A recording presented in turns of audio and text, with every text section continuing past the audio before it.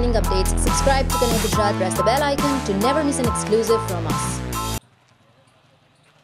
ગઈકાલે બાતમીના આધારે રાજકોટ શહેર એસઓજી પોલીસે પેટ્રોલિંગમાં હોય એ દરમિયાન મહેરબાન પોલીસ કમિશનર સાહેબ શ્રી રાજકોટ શહેરનાઓની સૂચના મુજબ ગેરકાયદેસર હથિયાર શોધી કાઢવા માટે માહિતી મળેલ હોય, જે આધારે 2 હથિયાર ગેરકાયદેસર એક કાર્ટ્રીજ સાથે અગાઉ ગુનાહિત રેકોર્ડ ધરાવતો રાજુ ઉર્ફે ડિમ્પલ યાદવને ગઈકાલે પકડેલ છે.